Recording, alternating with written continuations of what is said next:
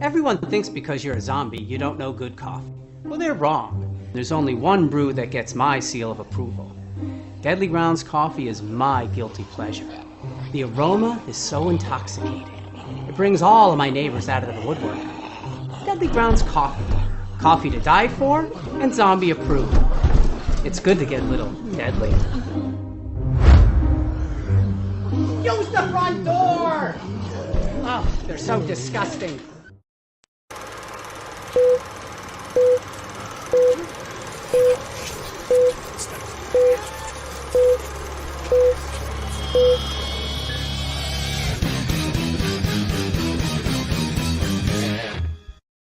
Hey everybody, it's Tuesday night, which means it's another live Wicked Horror Show. I'm Kevin, and as always, I'm joined by Tony. What is going on, people? Tony, would you like to introduce our very special guests that we have this week? Of course. From a movie I watched and dug, the movie called Black Friday, we have the director and writer. We have Casey Tebow. Hopefully I said that right. I'm horrible with names, yes. So just so you know, I was probably Andy. going to mess it up. And Andy Griskoviak. You nailed it. That was really good. Wow, that was real good. Usually I'm horrible with names, so I'm proud of myself. Pat myself on the back. That's pretty great. I would have messed that up completely. So yeah, Black Friday is a for those who have worked in retail. It's a comedy horror. I know it's not Evil Dead, but it has like the fun vibe of some of the episodes of Ash versus Evil Dead. I think. That doesn't mean that it's the same thing, but it has that same kind of fun vibe, almost like Reaper. I don't know if you guys ever watched Reaper. Totally. But actually, it's so crazy. It's so crazy you bring that up because when Andy and I wanted to hire Bruce, I had to do a check on like, was he good to work with? And my friend Craig DiGregorio, who's from Boston, he was the showrunner on Ash vs. Evil Dead, and he actually wrote on Reaper too. So, really? Yeah, I wonder if that's the connection. Maybe because I love both of those shows. But yeah, there were. It's got that vibe. And like we were talking a little bit before, Bruce is not playing Ash. He's playing a completely different character who's kind of a dick. And he's if you've worked in retail, you've definitely worked for someone like this person, for sure. So Andy, you wrote the movie. You've got a long history in retail. We were talking a little bit before. So how much of this did you pull from real life? I mean, obviously there wasn't a zombie apocalypse, but yeah. Right. No, it's not that far off though. A lot. I mean, I worked retail for like 10 years. A lot of what we see was pulled from just the Black Friday. I worked at a big box toy store. And then a lot of other stuff just peppered in. I worked at a candle and lotion store. I worked at a personal engraving shop in a mall for like 4 years. Things remembered? You talking about things remembered? It was. Right. That's great. Right. I'll say things remembered, and people are like, huh? And I'm like, I don't even know if they still exist. Do they still exist? I do know they exist because every time a family member of mine sees a things remembered, they send me a picture. Oh. They're like, look, they're hiring or whatever. Oh, that's good. Good luck for them. Yeah. I worked in men's fashion for a bit. I worked in like upscale furniture. And so I've seen every end of every possible retail worker on that spectrum. Right. And so it's, that's where a lot of this came from. And a lot of the character interaction came from, especially. Nice. Yeah. And so you wrote the script. What was the turnaround time? Like, how did Casey, how did you guys join up? Was it something where you guys worked before in the past or? No. So I got fired from my last retail job, and this is fall 2019. And I was on this website called Virtual Pitch Fest, where you could buy these pitch packages, right? And pitch your scripts to creatives and other people in the field. And when I was still employed, bought a pitch package of like 10, sent them all out. I had like 1 or 2 left, and I saw Casey, and I was familiar with some of the things he'd done. And so I sent him a query, and that night he responded and wanted to read the script. And then, so we joke a lot and say that like, it's the antithesis to what your parents tell you growing up. Like, I met a stranger online and we made a movie. That's because that's how we met. And then, obviously the pandemic started, but throughout all of it, we were in touch. We were talking about what we could make this movie and how it kind of felt a little, important to tell, especially during the pandemic, Yeah. Oh, definitely. Yeah. And so Casey, like Andy was talking about, like, he's familiar with some of your work. Do you want to talk a little bit about where you come from as a director? Yeah, I mean, a lot of it is the classic, like, kid growing up in the middle of nowhere and just, falling in love with the idea that somebody can actually do that. I remember a specific moment. I was probably like 7 or 8 and watching, I think it was Temple of Doom. My dad was a track coach when I was a kid, and people used to do the pole vault. And I remember seeing somebody do the pole vault in Temple of Doom, and I was like, wait a minute. I was like, somebody had to do that in the movie. So that's not just a movie. There's people actually in the process of making it, and it was, I grew up in the middle of nowhere. We didn't really have any big theater chains or no comic book stores or anything. And, I wasted a good 10 years of my life from 20 to 30, just, being stupid. I'm watching Euphoria now, and I'm like, oh, well, that's what I did for, a good part of my adolescence and early 20s.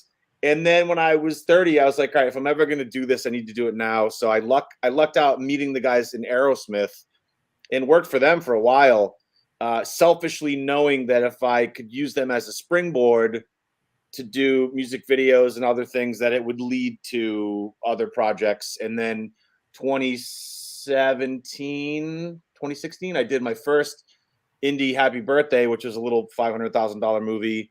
Then that got me more music videos and other projects. And then I did a couple documentaries. I did a long stint directing live TV. And then Andy and I met in 2019. Yeah. I mean, it was almost 2 years to the day when Andy and I started talking in 2019, and then Black Friday came out in 2021. So it was like a 2-year process. Wow. Yeah. It's always so, like, you think that it's not going to take that long, and like, oh yeah, I did a thing, like I did a scene for like some friends of mine that were doing a thing, and I was like, oh, when's this going to come out? Like, oh yeah, probably not for like another year. I'm like, huh? Like, I was telling everyone about it, and they're going to think I'm a liar. But whatever. No. But yeah, that's pretty quick. That's pretty quick too. Andy and I lucked out between like meeting and pre-production and financing and production and then post-production. The biggest sort of race to the finish was we were kind of done around like May, June. And then it was like, well, we got to get the movie done because we want to try to get into Stitches Film Festival. And I was like, no, we need to get it to distributors, because if we don't get it to distributors and this doesn't come out on Black Friday, we're going to have to wait a whole nother year for Black Friday 2022. So the timing is like, it's, you have to try to, But one of the good things is Black Friday as a subject. Like Andy, you said you're a collector. Like Casey, I'm sure you're a collector as well. It looks like you're a collector somewhat. And obviously junk. Oh, yeah, same here. That's my wife assumes all of this is just hot garbage on my wall. But so Black Friday, just as a subject, is something that would pique our interest anyways. Not to mention the people you got in this one. So that all kind of puts the icing on the cake, I guess. Yeah. So it's something we would watch anyways. Because I would watch this all year. It doesn't have to be on Black Friday. Yeah, it's one of those things where it's fun. I would watch it all the time. Yeah. Just real quick, Sergio is in the chat. He just wants to say hi to Casey and Andy. What's up, Sergio? What's up, man? How's it going? Yeah, Sergio's the man. Everyone knows that. It was funny you were saying that though, because I think it was last week or maybe a week and a half ago, we were released in the UK. Mm-hmm. And so I hope it's a universal thing that like in February people want to watch a holiday horror. Well, I don't even know. Do they even have Black Friday in the UK? No, Ivana said that being from Spain, she's like, we didn't have Black Friday, but she did say in the last couple of years that culturally it started to sort of seep into being happening in Spain. So I'm sure it's kind of a little bit everywhere, Yeah. I mean, but at that point in time, there's many, holiday movies that I find myself watching all the way through. Plus, at that point in time, unless you look at the title of the movie or they mention it many times in the movie, it's just, you know, anybody that I think you were saying that anybody in retail, you're getting a lot of, you know, great feedback from that. There's plenty of people that work in retail that have these customers all year round. It doesn't even have to be Black Friday. It's just catch them on the right day, and that's exactly what happens. So I think that's why Clerks hit me so well, is because I'm like, yep, that's right, totally. But anyways, well, I mean, it's a really good point. That's kind of the inception of all of this, right? Is you work in this end of the service industry, and you see Clerks, and you see Waiting. And you go, where's the retail workers? Where's the one that I get to watch and let off some steam because people were really mean to me today, you know? Yeah. Oh yeah. But but at the same time too, you don't want it to be. There was that show Superstore that was pretty good. Like when it came down to it, loved it. As far as showing how weird it is to work in retail. So the names, you got some pretty big names in this movie. And I know, Andy, you said this is your first feature that you've written. So that must be huge, first off. And how did you guys get these names involved? I mean, if you want, Andy. No, I was gonna say something we talked about and hoped for going into it, and I'm very grateful that it worked out, is people like to play in horror. Like I give a lot of credit. Brandon Rodriguez was our casting director, did an incredible job, but it just seems like wonderful actors are looking, especially if they work in more serious stuff. They like to play in horror. They like to get covered in blood and guts, and especially a horror comedy where you get to be a little silly. So I think we saw, at least on my end, a shocking amount of enthusiasm just off of that. And in Casey, if you want to take it away. Yeah, I mean, it's, casting is an interesting process because you have a certain amount of money you're trying to work within, and you also have a certain schedule you're trying to work within. So it's like, let's just say hypothetically we were going to make a movie, and our dream cast was like a Liam Neeson or somebody. That doesn't mean Liam Neeson's available.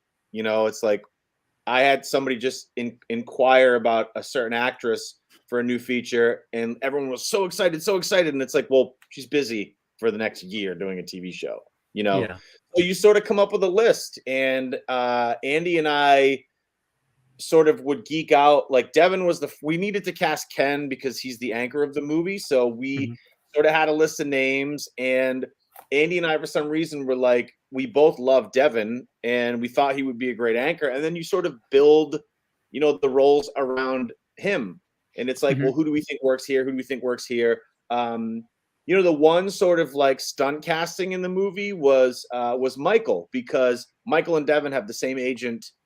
And we only needed Archie for like a week of shooting. So we emailed the guy and was like, hey, do you think we could get Michael for like 5 days? And he was like, well, let me find out. And Michael was happy to do it. And he was awesome.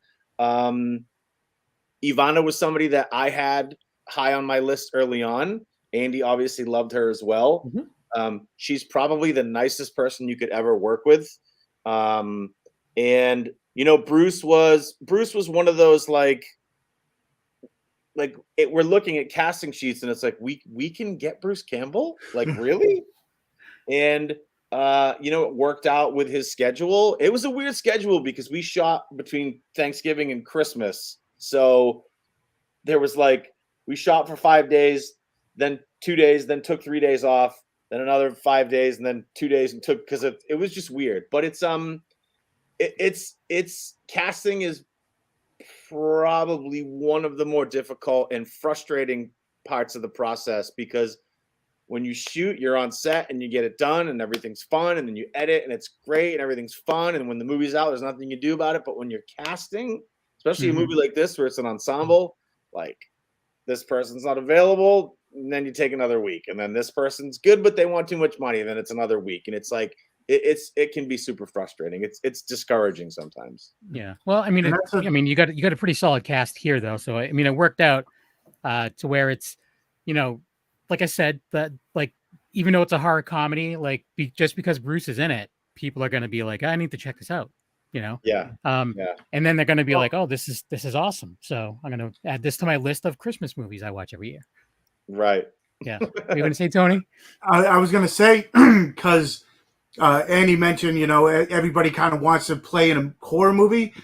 Even like, I'd say like 10, 15 years ago, it was almost like taboo. Like people would be like, oh, it's kind of like the lower tier of getting casted in movies. But I think the resurgence of, I'd say the pandemic might have been the best time for horror movies because everybody was looking at the independent stuff. Like, because nothing else was getting made. Then you had the like pop up of Shudder, and Netflix started putting out a whole bunch of movies. So, as crazy as the pandemic was, I think especially for indie horror, then I think that was, where everybody opened their eyes and was like, okay, there is something else rather than the big mainstream, big budget movies. So, well, I think it's also, I was talking to a comic book writer today, and we were talking about how Paramount had just like announced they're going to do a bunch of remakes and reboots, and he was like, "Oh, it's frustrating as a content creator." And I was like, "But what you have to realize is, and I think this ties in, Tony, what you're saying about horror.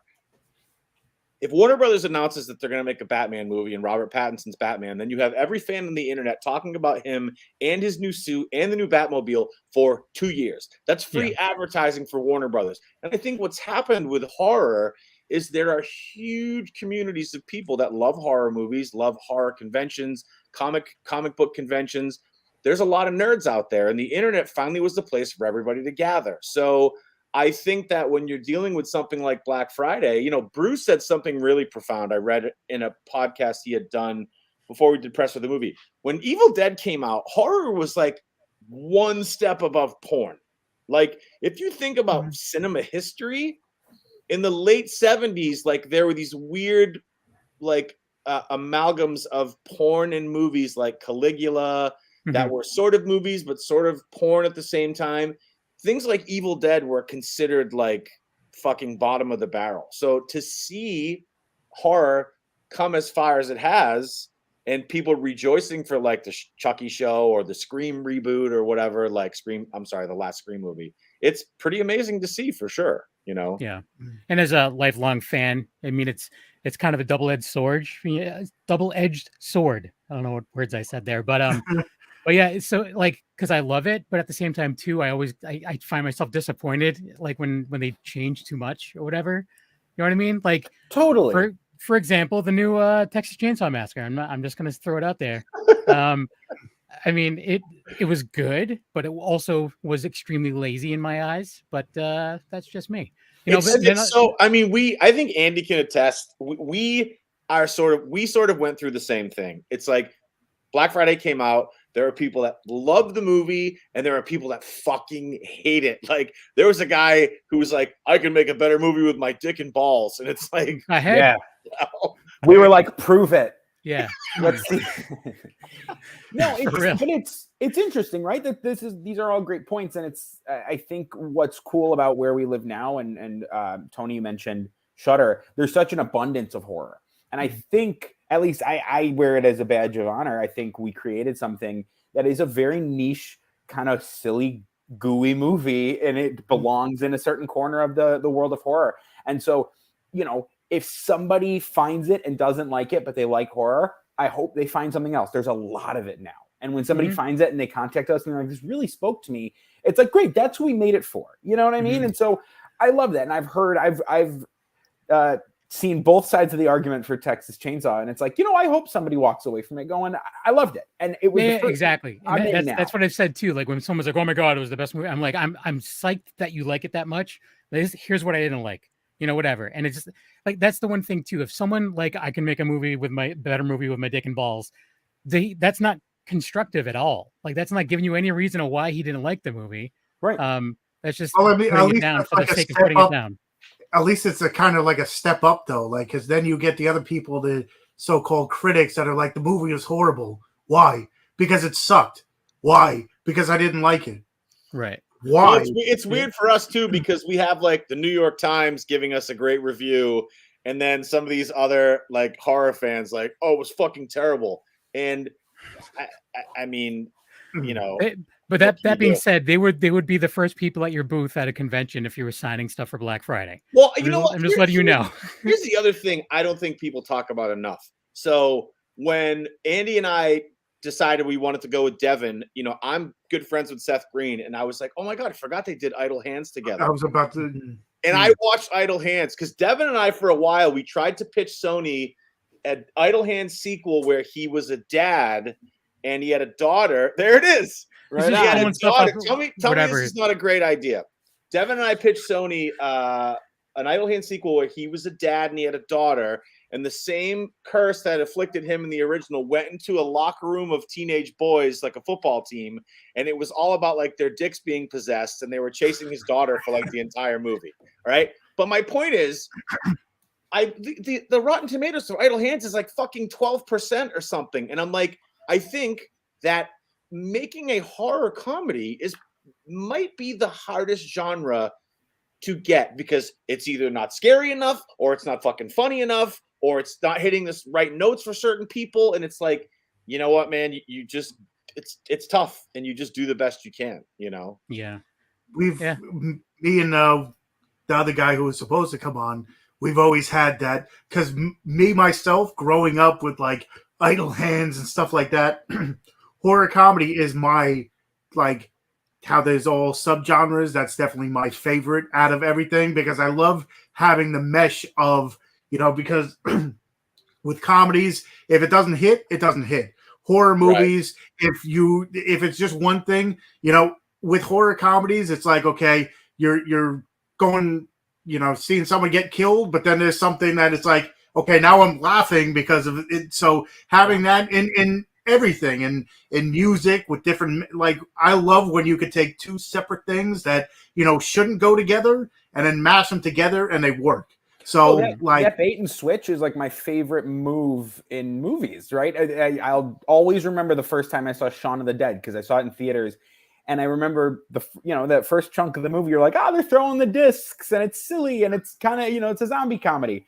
But then, like, once they get into the bar and they kind of complete their mission, it gets kind of deeply horrifying. Oh, yeah. And that shook me to my core the first time I saw it, because I was so used to just like, they're silly and they're breaking windows and jumping over fences. And then it get that switch and you're still feeling, but you're feeling something completely different. It's brilliant. It's great. Yeah. I still think that movie is brilliant. Like, I can watch that movie a billion times. I'm just I used to watch, there was a show he had called Spaced, like an old BBC show, and I started with that, and then everything, Hot Fuzz, like all of the other movies. I if I had a chance to see him in a theater, I would. But it just that's one that I would use as an example of doing it right. I mean, unfortunately there are some bad horror comedies that are out there, but the ones that are great stick with you, you know. And I can name some off the top of my head that I think I would recommend to people for sure, and this would be one of them. But then it's also like in the 80s, that's all that was pretty much around. You had your slashers and stuff, but then you had your like Student Bodies and all that stuff, where it was like just so cheesy that maybe they didn't consider it a horror comedy. But it was just so funny because it was so cheesy. It was like almost like trauma level cheese. Because I was watching all those like Monster High and all that stuff, and it's just like, you know, it was always fun for me. So, and that's what initially attracted me to the script. When Andy sent it to me, I was like, oh, this is a movie I would have fucking loved when I was 11 or 14, watching it with my friends at a sleepover. And I think that that's like some of these critics that saw the kind of movie that it was, and some of the people on the horror side who didn't like it are like, well, where's Ash? Where's the chainsaw? It's like, hey man, this was more like a Gremlins, Krampus sort of movie. Like, you know what I mean? So. And that being said, I do have to just throw out some total respect at the amount of practical effects and big rubber monsters in this movie. I'm all about it. Like, I mean, I think there may have been a few bits here that it may have been like assisted with a little, CG-ish. We had to because we just, there were just, we did everything we could. It's like 95% practical. Exactly. I mean, that's the thing is I respect that 100%. I like whenever you try to do it, I respect that more than someone trying to do CG and just doing it poorly. I'd rather see the seam on the back of a mask than I would seeing like a fake, like shiny monster like coming through. Yeah, You know what I'm saying? I think especially with low budget horror, it's like, if you try to pull, you watch Civil War and it's like, the entire Avengers team is fighting each other in a parking lot and it's all green screen, but it looks like it's real because that's how much money they have. Right. But, we have a giant monster bursting out of a toy store. It's like, if we try to CGI that on our budget, it's going to look like that Birdemic movie that went around 5 years ago, Right. How did you do like the purple or the pinkish kind of plumage stuff? Like, what was that? Was that like something that was filmed from underwater or something? Or was that like the mass in the middle of the store? Yeah. It was like a paper balloon Bob Kurtzman built, and there was a fan in it. Casey, correct me if I'm wrong. Somebody would switch it on and off to make it breathe. Vacuums. That was it. Yeah, That's it was a big sick. bag. Yeah, that was actually built forgive me for not knowing his name. Those giant sort of sack hive things were built by the gentleman who, I believe, I could be wrong, Bob will kill me if I get this one wrong, was the original guy who was inside the Stay Puft outfit for Ghostbusters. Really? Yeah. Nice. Yeah. That's hysterical. So someone just wanted to point out, Matt Pearson, that fucking love these chats like this. We do too. Awesome. So yeah, that's great. Like whenever it's like I was sitting there trying to figure out what it was, and I was completely off. Like I thought it was was it something in the water, and they just filmed it with like a green screen, and then they because it moves so like, I'm assuming there was like flowing and yeah, it was done really well. This is great because I love when people walk away from a movie going like, I wonder what did they make that out of? What was that sound effect? Because when it's CGI, and I get it, I respect it, just like Casey said, but when it's CGI, they made it out of nothing. And that's even just from filming movies on my block when I was a kid. I don't come from that school. Everything is made out of something else. It's something tangible that you can touch. And I love the way our creatures look. I to this day, I think I know if you watch The Thing or Gremlins, where they're using puppets, it looks incredible. And anything where they replace these characters and monsters with CG, it's like devastating. It doesn't. Yeah. There are some that terrified me as a child that really haven't held up, but still, I respect it. Like Peel in the Face and Poltergeist, that doesn't hold up. Well, but the thing is that I think it's because of how now everything is now digitally enhanced. Right. Like if you go back to the day where it was VHS and grainy, it still looks real. It's just that now everything's like 4K and everything, and you're like, oh yeah, you're like, okay, I don't need that because now I see everything.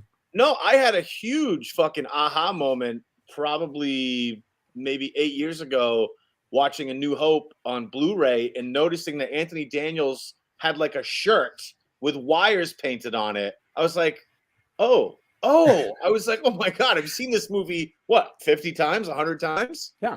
But it's when you start getting into HD and things are that much more crisp and things are that much more clear and you're not projecting light on a big piece of cloth, you're watching it on a TV, it's so much easier to pick things out, Yeah. And that's why some movies are just meant to, stay on VHS and then or the way it was, because then it's just like, okay, you upgrade and you're like, this isn't the same movie I watched, and I see every little thing. But that's the thing, though, is because we're collectors, we're gonna buy every release of it, and we're gonna watch it anyways. Well, that's but there's actually a company that I don't know how they're getting away with it, but they put out a Grindhouse Star Wars trilogy where it's legit. They just take like a film stock of the movie and they just transfer it over to Blu-ray, like no kind of restoration at all. Yeah, I heard about that. Yeah, and I think they're kind of out of New England as well. But which is scary. I mean, I don't know how they get away with this stuff. Let's not name them or anything. I have no idea. I don't even remember what they're called. I mean, I don't even know if I'd be able to find it. But yeah. So I want to play the trailer for Black Friday. It's I just pulled it off of YouTube, so hopefully it's not it's the final trailer or whatever. I don't know how many trailers you guys put out. Was it more than one? The one. I think there was just the one. The one that lived on IGN was like the main trailer. Right. So, and that's Black Friday streaming pretty much everywhere. In the US, Andy, right? Yeah, I know. iTunes, Vudu, and Amazon. Tony had to turn to the black market to get the Blu-ray copy. But it is out there. So for those of you who are collectors, I'm just curious how much did they charge you on eBay? Average. It was like 20 something bucks. Okay. It's just that I had to go there. It just, you know. Yeah. Yeah, it's all the major streaming outlets, and then we just released in the UK and I think Germany, and then Bob Kurtzman posted that it was people at the Olympics were watching it in the hotels because it's in China too. That's awesome. Like on demand. I don't know if it's legal, but it's there. No, that's the closest Casey and I will ever get to Olympic competition. So. Hey, Andy, speak for yourself. I'm great at curling. You're right. Okay, just me. Casey's in training. Yeah. Curling. Yeah. All right, so here's the trailer for Black Friday, and we'll be right back. Happy Black Friday. We love toys. We still on for pancakes tonight? Chris, you're on Reg for the night. We're short-staffed. Wait up! I'm Emmett. You ever worked retail before? No. There's no day more harmful to retail workers than this day. Oh, what do we love? Toys! Good job. Places, everyone! 3, 2, go, baby. Go, Black Friday! Thank you very much. Happy holidays. Holy What the There is something wrong with the shoppers. Oh, we gotta do something. We're 1 hour into Black Friday, and we're escorting customers away from the store.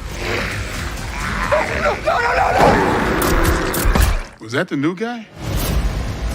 Our shoppers are going crazy. Whatever you do, don't let them gather. They're building something.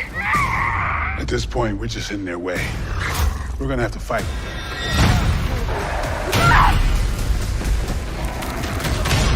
I don't think this night can get any worse. Does anybody else just think that's funny? I told you they never die. We have to make a run for it. Exactly. Black Friday is over! Chucky says we're all going to die. Back up, homie! Of the fire, we'll sit and admire the stockings all filled up at last. Decorations of all the glitter, silver and gold. I love it here. The police are here. Thank God! It's the time. The most magical time of the year. Got your doorbusters right here, motherfucker. So Yay! I did actually chuckle again at two of the jokes in that trailer. The cop car, and then like when I'm like, oh, could it get any worse? And he's like, he whatever. Bruce is Andy's original vision was much darker than that. He killed the little girl on like page 4, and I was like, Andy, let's back that up a little bit. Little girls are having too much fun in movies. That's you right. Gotta put them in there. It's about time someone took a stand. Right. Yeah. No, it's funny. It's funny because Casey was talking about casting, and it's like until you lock somebody into a role, you kind of don't know what you could get away with them. So like Jonathan was just the outright heel of the movie. He was really similar to the character Brian, where it was just like, yeah, they're the corporate kind of assholes. But when we got Bruce, we were like, oh man, we could like make this like a kind of he'll have a hero's journey of his own, and we can make him more likable and silly, which was a huge gift. But it's so it's funny because until you're on set, you don't really know how everyone's gonna fare with the source material.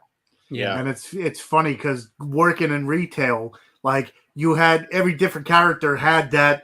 Oh, I had someone like that in the store. I had someone like that in there, and it's just like you might have wrote it for some people, but it's like every single place you had, you're like, I had them. So right. Well, thank you for saying that. It's because everyone's based, on real people I worked with. Ken Bates, it's the name of the main character, is my friend. He's just a guy I knew from high school that worked with me at Toys R Us.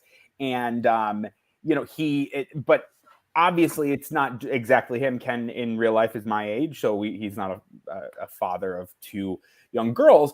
But I did work with people when I first started at Toys R Us. It was like just after the recession, right? Everything. And so I worked with a lot of dudes who came from like these kind of 9-to-5 water cooler office jobs who then worked in a big toy store in these retail stores and were like, it's actually kind of fun. It's like lower stakes and you get to flirt and be silly all day. And I thought that was kind of like a cool anti-hero to write a story about, you know? Yeah. Yeah, definitely. And, you know, unfortunately, there's way too many people involved in retail. I mean, well, I think that's probably getting less now too, because everything's going more towards online, and now it's all about Cyber Monday. How would you do a Cyber Monday movie? You know? The joke I keep making, I'll only attribute the joke to myself because I don't think it's that funny, is that I do think a proper sequel would be called Small Business Saturday, and then you follow it up with Cyber Monday, because everyone forgets about Small Business Saturday. And that's why we're here. It's literally just a bunch of zombies at their computer, like, rah! Yeah, I always think like you start it in like one of those like little olive oil boutiques, like just like really like blink and you miss it store. Yeah. But that's another. I mean, Casey and I have talked. I wonder if we've clocked 24 hours talking about Black Friday overall. I think we have. We've passed one day, Casey, of just talking, spending a day of our lives talking about 2 years in one day. Right. Yeah. But if we were to ever continue the story, it's like it's there for us. We've told one retail experience, you know, the toy store big box experience. There are so many, and like especially now where you've got these neighborhoods being kind of uprooted by Amazon warehouses and whatever.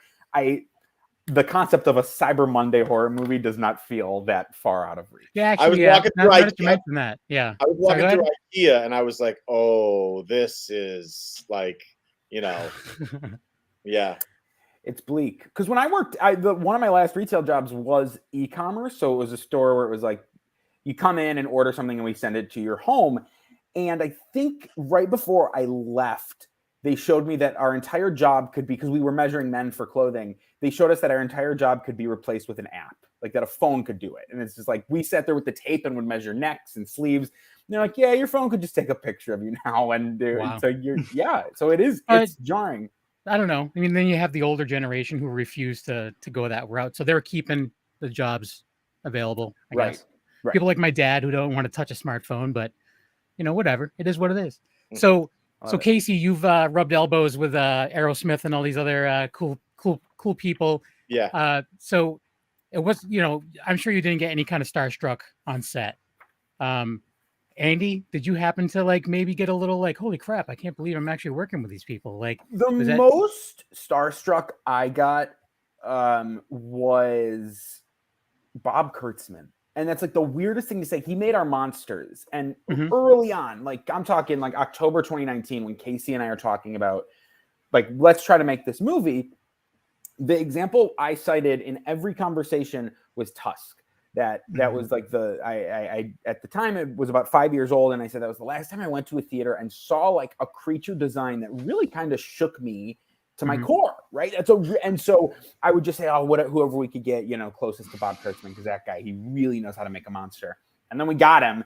And so I said, the second day I met him, I think I sat back with him and his wife. They had like a little makeup studio, and they just told me stories about working with Tarantino, working with Kevin Smith, working on these iconic movies, making these monsters. And it was the Hill House, like the Flanagan franchises they've worked on. And so that was the most starstruck.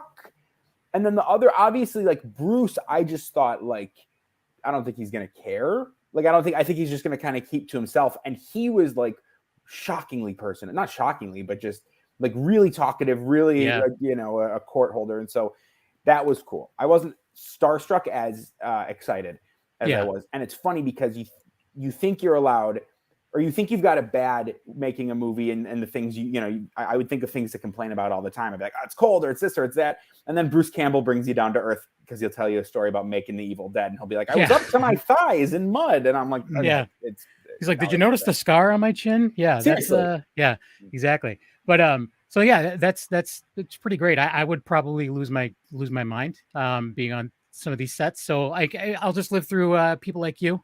It's pretty awesome. You can't really, especially, I mean, at least for me, it's different for Andy because Andy was there on set with us. Yeah. You know, but at the time we started shooting, his job was kind of done. You know what I mean? So like for me, you have to be careful not to get starstruck because I'm not going to name any names, but I have other friends who are directors, and I have a good friend who had just come off of a Netflix movie with an actor who had a bit of a reputation, and it tortured him so bad that he questioned like leaving the business, quitting, just not wanting to do it anymore. So, it's not like we just had Bruce. We had Bruce and Devin and Ivana and Ryan Lee and Michael Jai White, so you have to sort of make sure that everybody's feeling taken care of. You have to make sure everybody's feeling welcome. And we luckily didn't have any issues with any of those people. But, you're in the middle of a pandemic. There was one night, it was a Friday night, and I can say this because I talk to Bruce all the time, but it was a Friday night.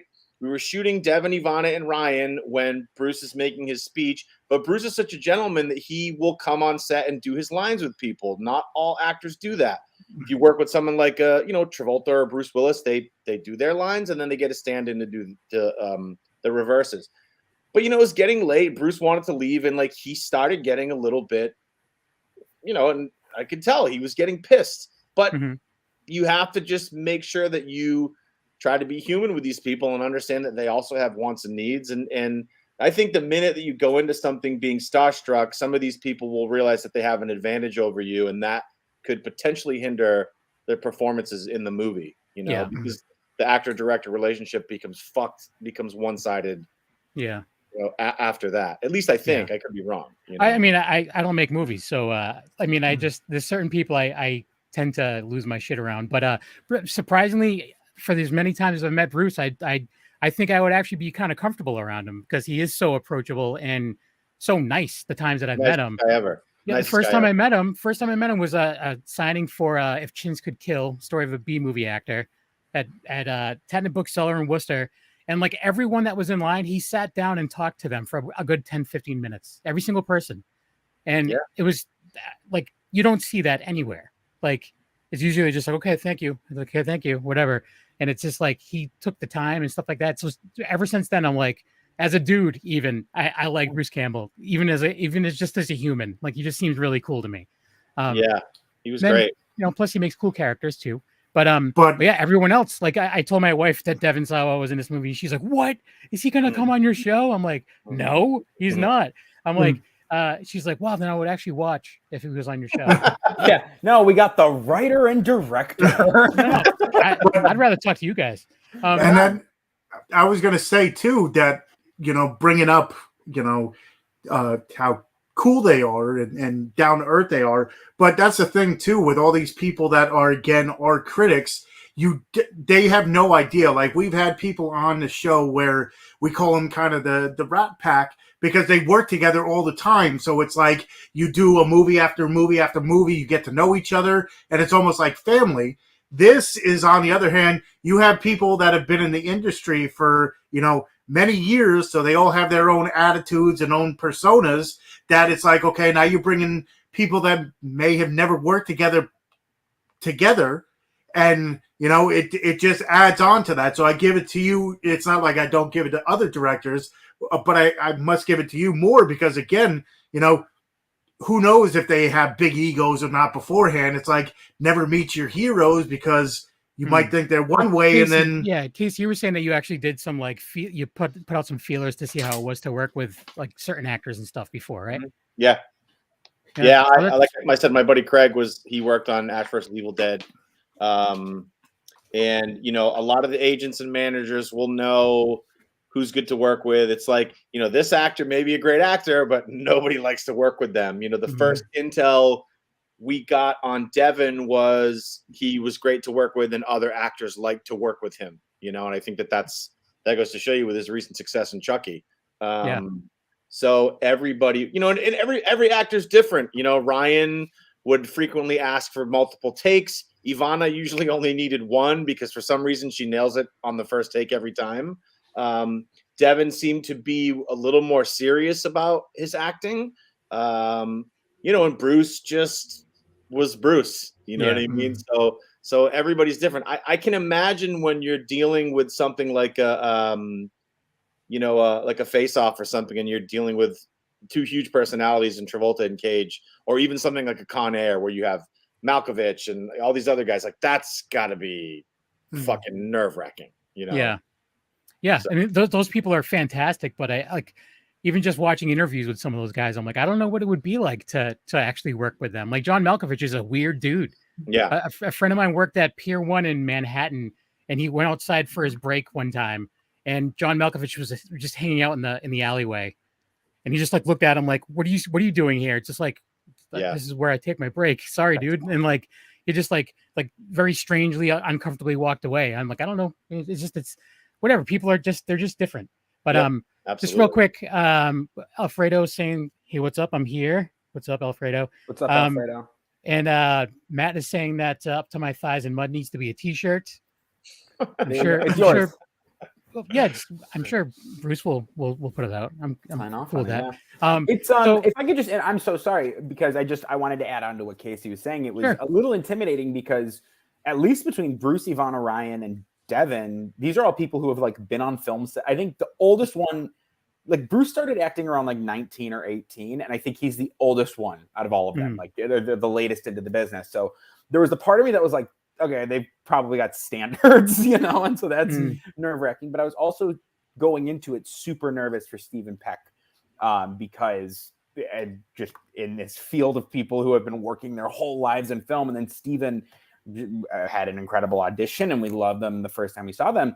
And never done a feature, and just would like step up in these scenes with Michael Jai White or Bruce Campbell and knock it out of the park. And that I think was the coolest thing about at least watching these performers, is like seeing someone who didn't have the tenure of these other performers stepping up and just and killing it. And not only that, like Andy's saying, but then to have the other actors like Devin and Bruce turn to me and be like, fucking incredible.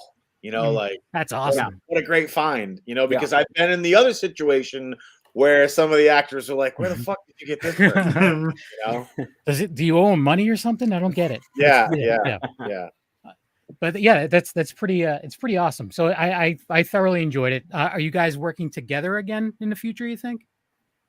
We'll see. Honestly, like I don't ever think we've been like I just text Casey like, and just so you know, it's over. We're not working.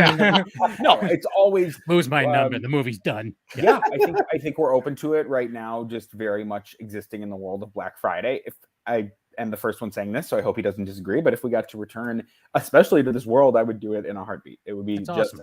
A blast. Oh yeah, way too much. I mean, we probably had a little too, considering it was during COVID.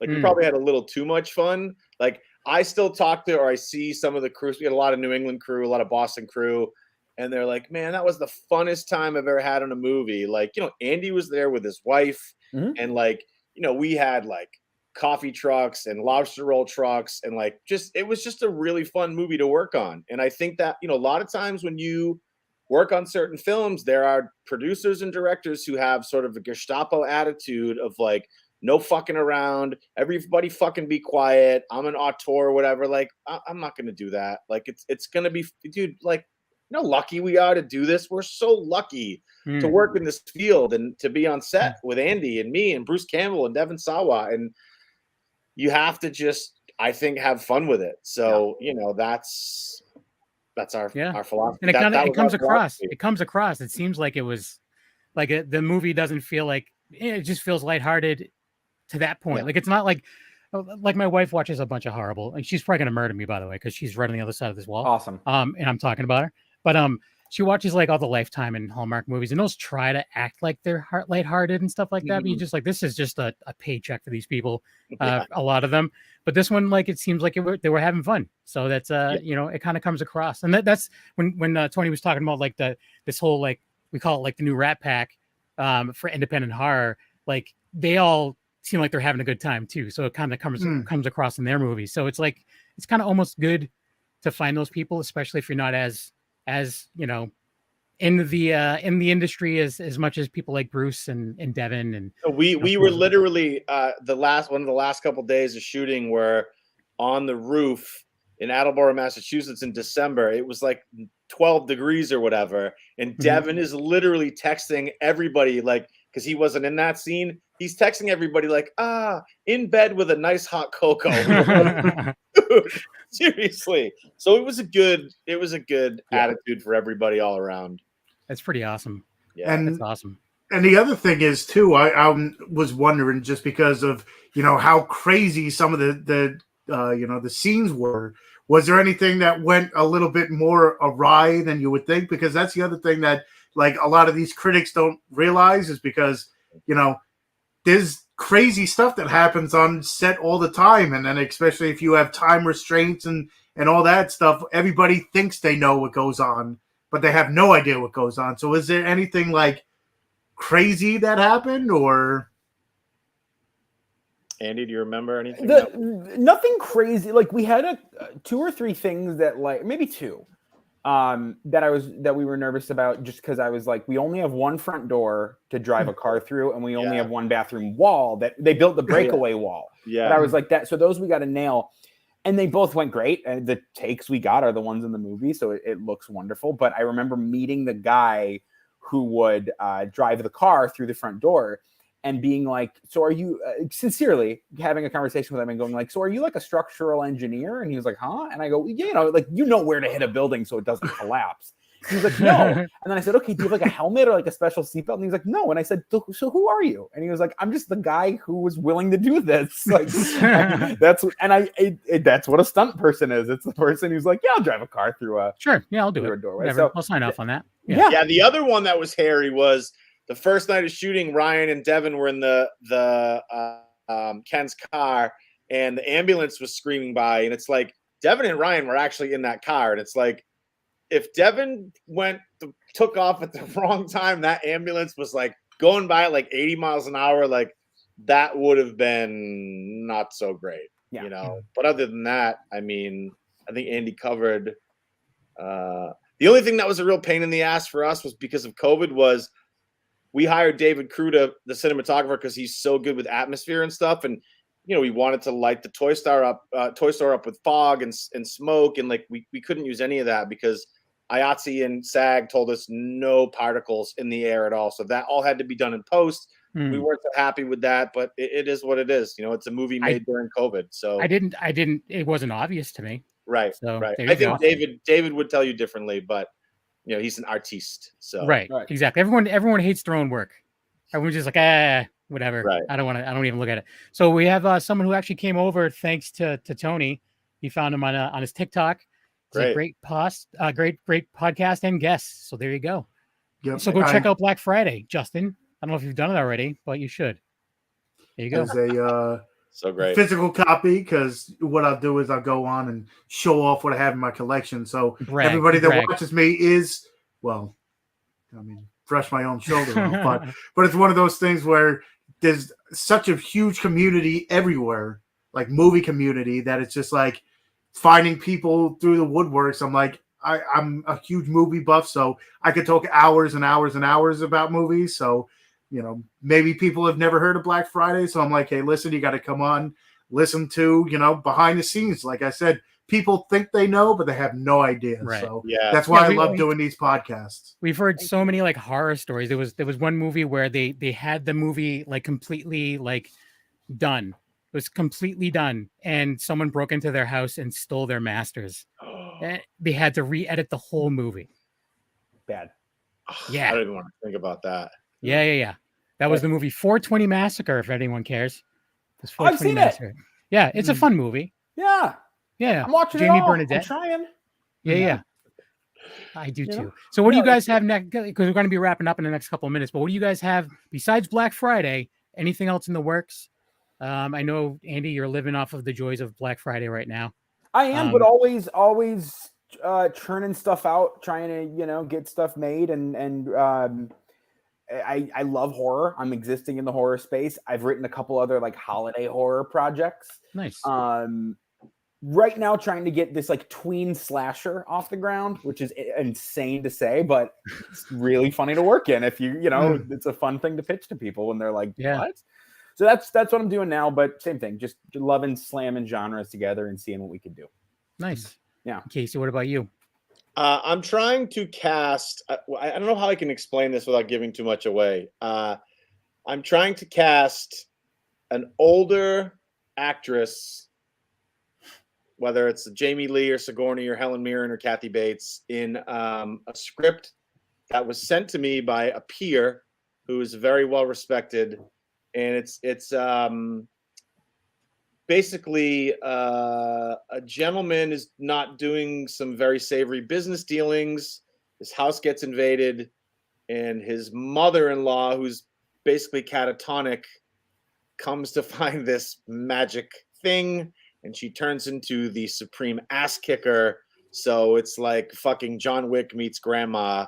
And I just think it's the funniest, amazing idea I've ever heard. That does sound pretty awesome. I'm in the process of trying to get that one done right now. So nice. It's really fun. Really fun. Yeah. Justin's asking if you guys have a favorite horror convention. Like, do you guys frequent conventions when they were more of a thing, or do you guys? Is this something where you guys kind of just leave that to the dorks? Purposefully was more of a comic convention dork. Like you're all in, like Wizard World Chicago was my bread and butter growing up. But just one, they don't do it anymore, but Bruce Campbell used to host a convention in Rosemont, Illinois every year.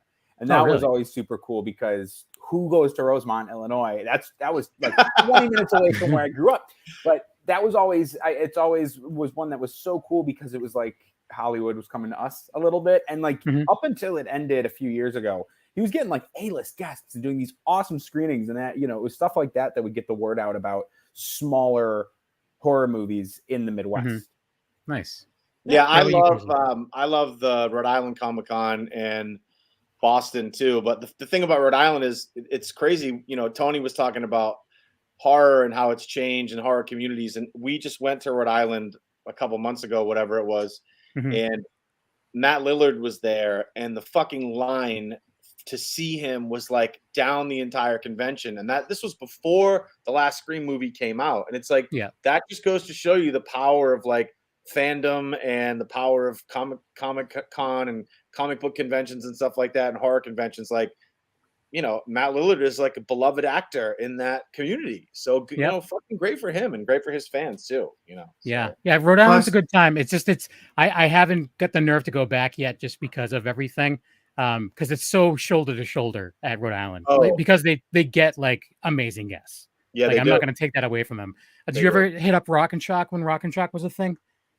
No, I know Adam Green was at one of the last ones, and he had texted me he was going to be there, but I couldn't go probably because one of my kids needed a diaper change or something. Yeah. But right. Yeah. Well, there unfortunately it's no more, but that was like my first, and that was like the one I went to every year. And Jersey has the big three. Jersey has Monster Mania, Chiller, and then New Jersey Horror Con. So Monster Mania is in March, which I'm going to be going to. Actually, Justin's bringing up Horror Hound. That's one I've always wanted to go to, is Horror Hound. Plus Texas Frightmare. I want to go to one of them.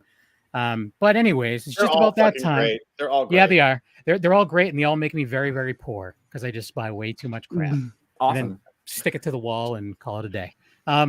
So where would you like people to follow you for more information about what you're doing in your careers and stuff? Andy, where would people want to follow you?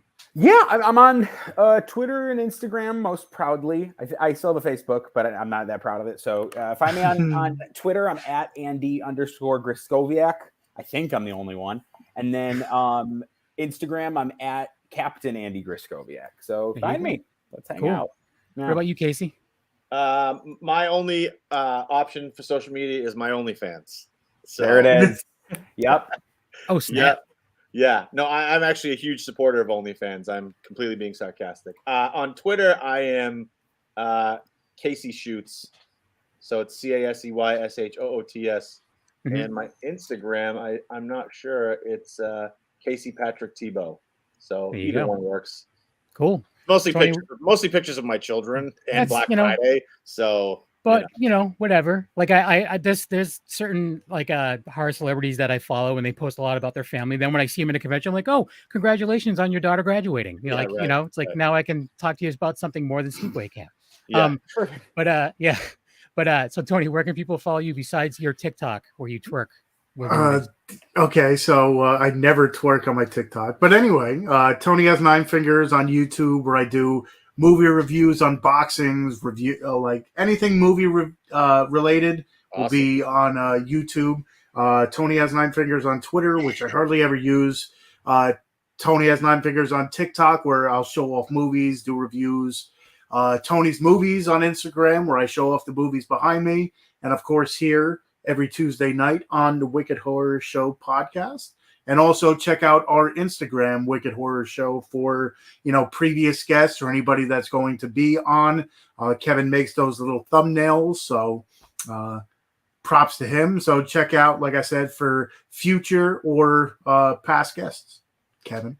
Actually, just before I give mine real quick, someone's asking a particular question to Casey. Do you have instructions or plans for the 2006-2010 Aerosmith Steven Tyler documentary you recorded while following the band for those first years? Oh, I mean, that's up to band and management. That's got nothing to do with me. There you go. Yeah. Now you know. And Tony has every movie, apparently. So you can find me a Knuckle on Instagram. Besides doing this with Tony, I do reviews with the 13th Wolfman over on the audio side. Plus, I'm part of Black and White Fright, which is also on the Dorkening Podcast Network. Go to thedorkening.com for more information on all of the shows on the network. Thanks for listening and have a good night. Goodbye. 1 second.